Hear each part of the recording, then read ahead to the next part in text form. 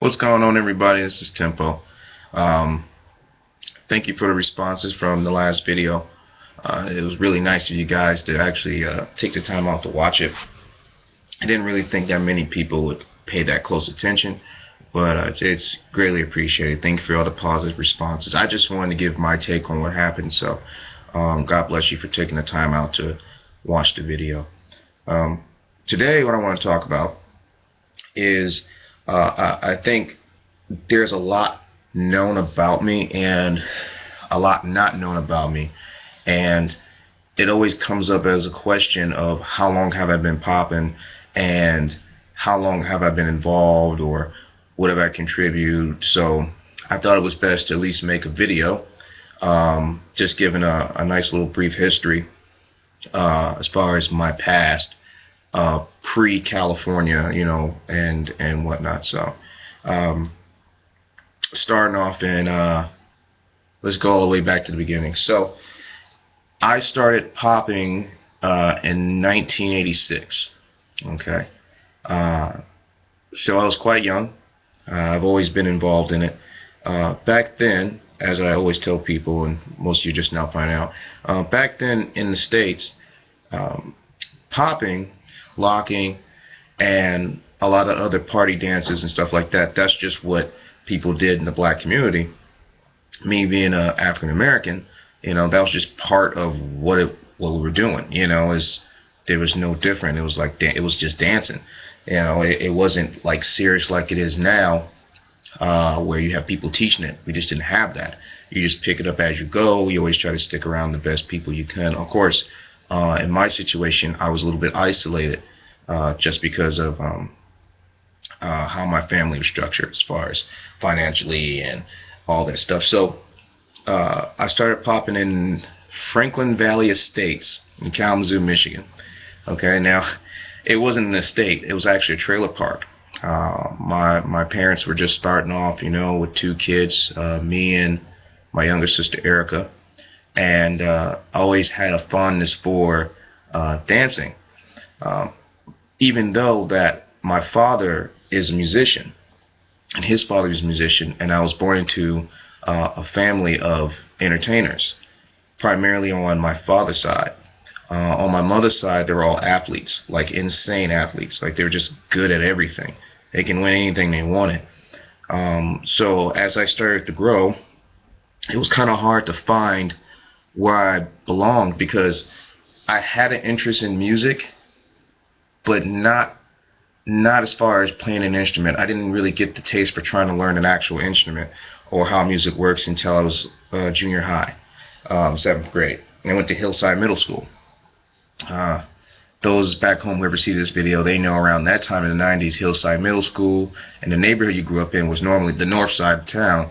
That was like, most people went to that school, and then everybody else went to the schools across town.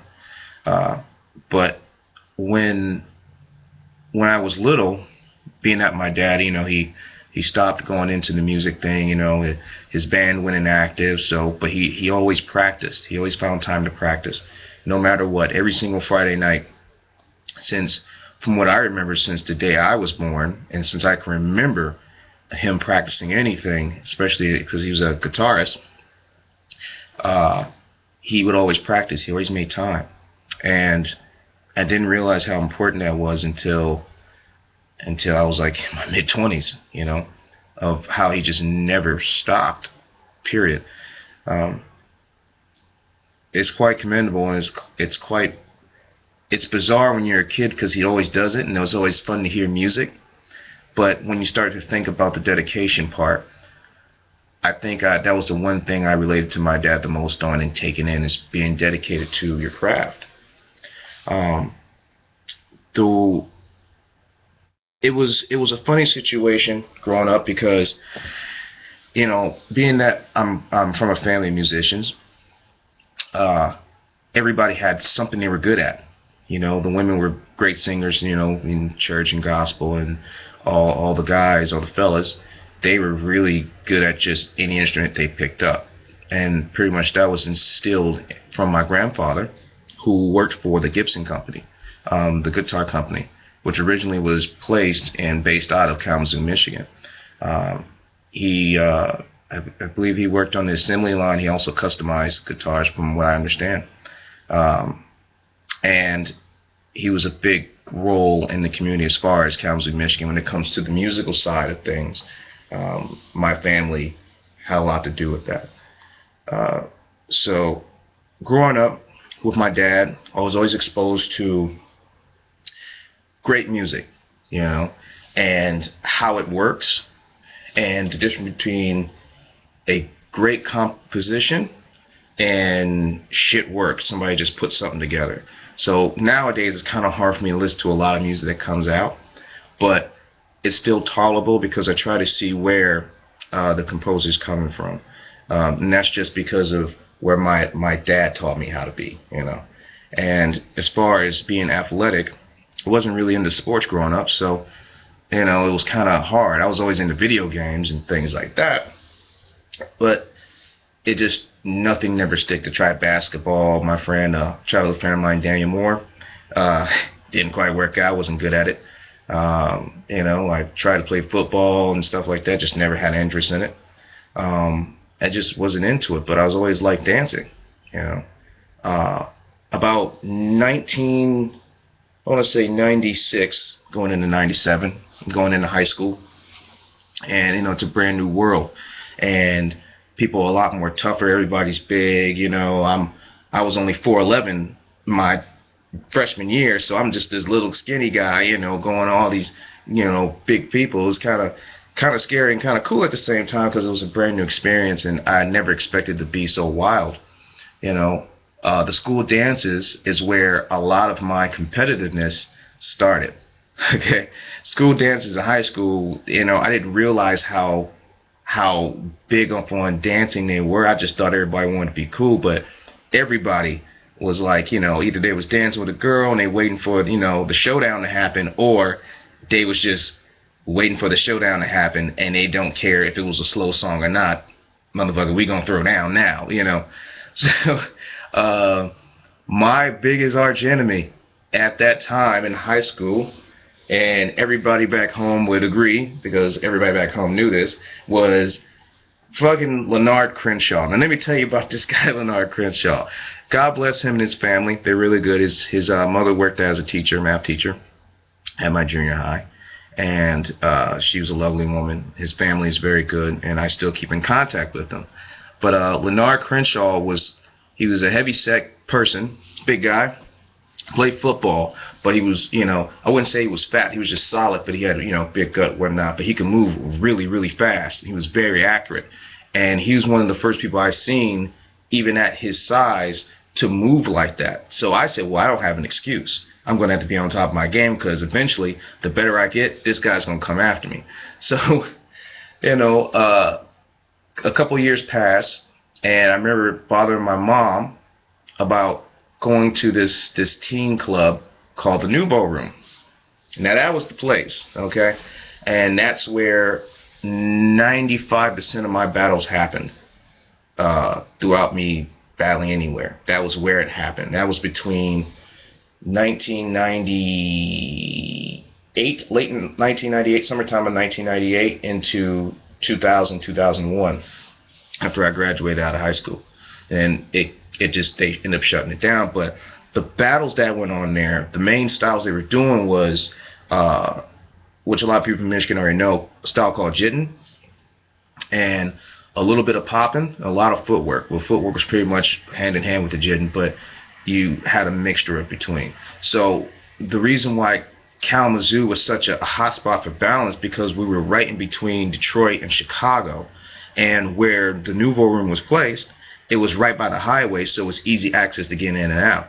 A lot of the kids would come over on Saturdays, and it would only be open from like 8 o'clock until 12 o'clock at night, and then that's it. So, you have plenty of time to go hang out and then go home. But it was such a hostile environment that you had to be good,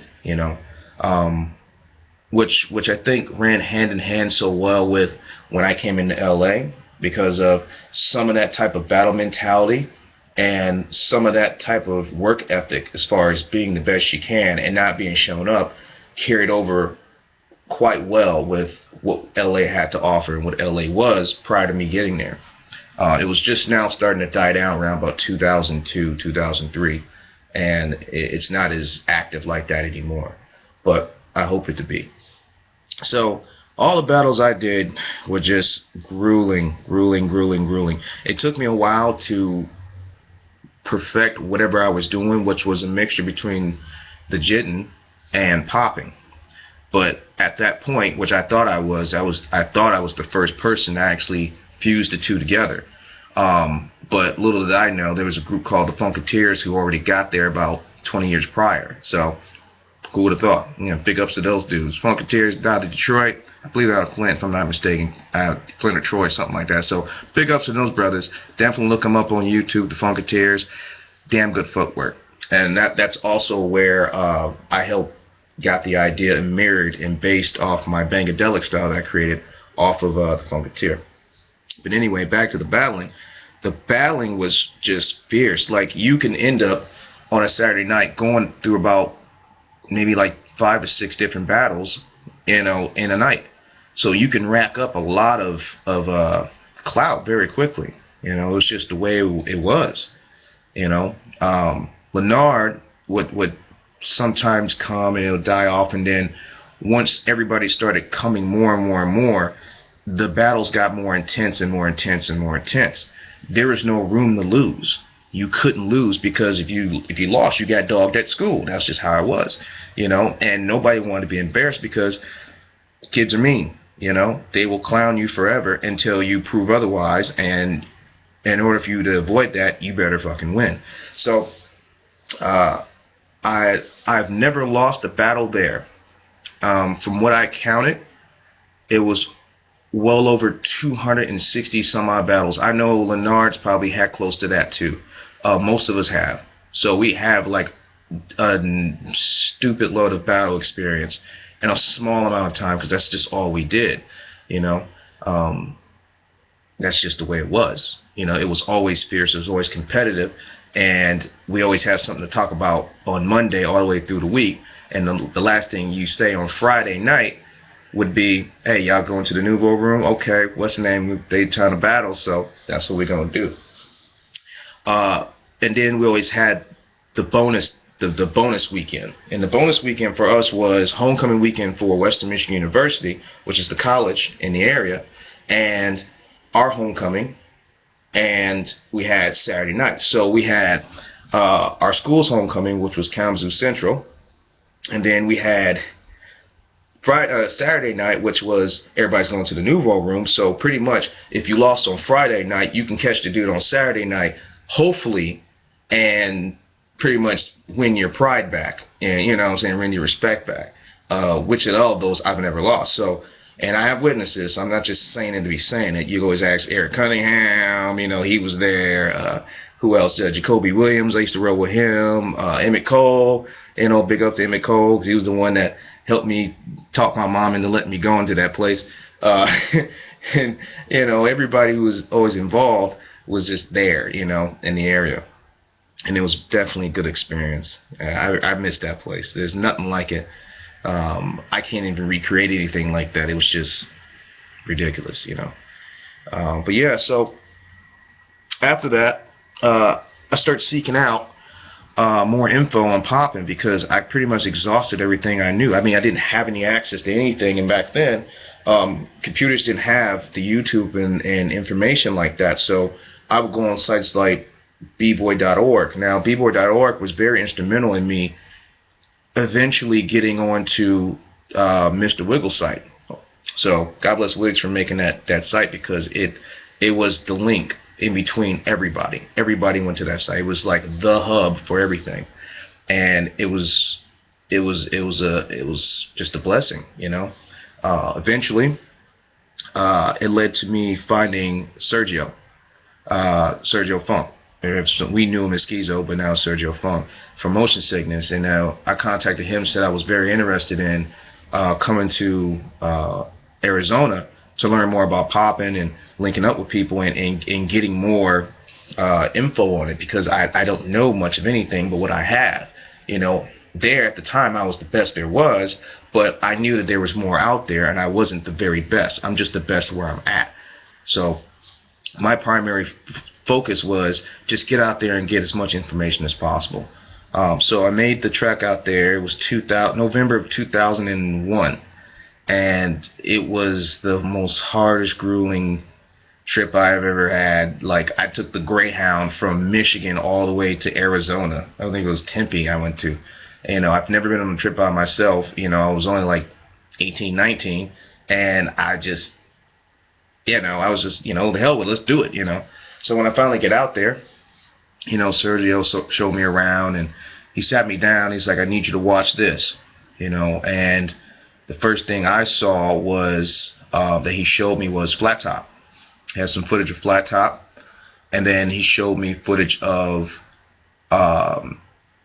a piece that the guys from Pomona did, Stretch, Slick, Boardman, Stokes, and Tyrone. I think I'm leaving out somebody.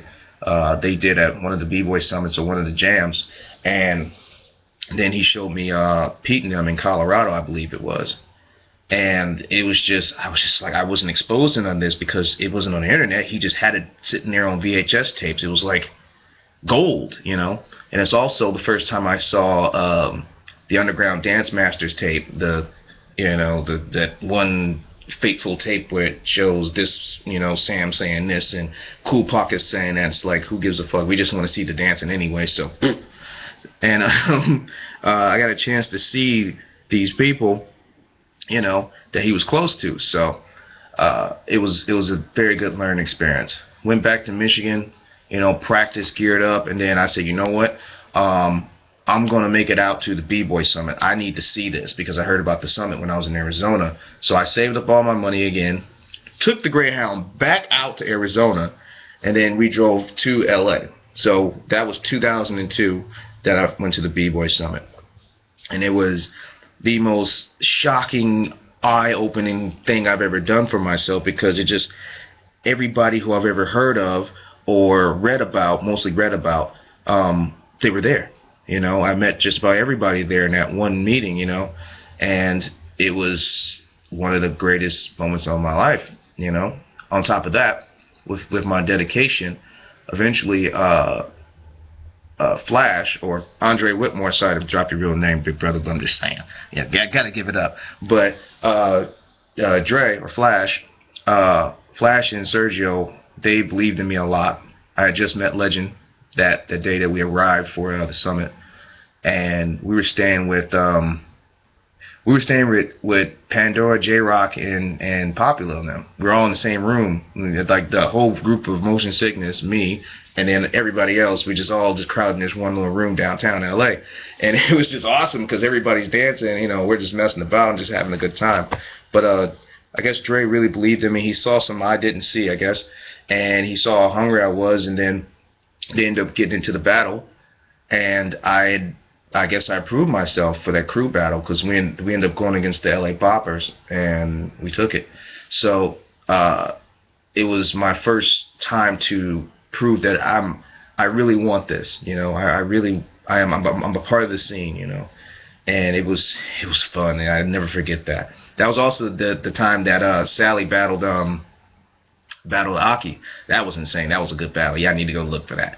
So it was good. But yeah, it was definitely a hell of a journey, and I wouldn't change it for anything. Wouldn't change it for anything. It makes me very happy to go through the things I've went through and to be able to share it with you all. Just to give you a good background as far as, I'm not some myth, I'm not some evil person, I'm just a person just like you. Even for the people that are in isolated countries, it's possible. You just got to believe in it. You got to want it bad enough. Don't let it come to you. You go to it. You got to go take it and seize the moment, because nobody's going to hand you this information. Nobody's just going to give you the information. There's some people who their intentions are good, but they just don't have the time to sit down and make a video like I do. Hell, I don't really have that much time to sit down and make a video, but I still do it because it's valuable for you. I put in my work, and even though I put in my work, the work is never done. You know, this is the best way for me to help and teach, you know, through me being me and me being myself. So yeah, yep, it was well worth that trip. I'm very thankful, very thankful. So that's about it for now. Big shout out to my family, my dad, Ronald Evans Sr., you know, always working, you know, and he's a good man. My mother, my sister Erica, my brother Kari, my brother Maurice, all the kids, all my cousins on either side. And big shout out to all you for actually looking at the last video and taking time out to hear me speak for 20 minutes. You know, go figure. On to the next video. Y'all ready for it? Let's do it.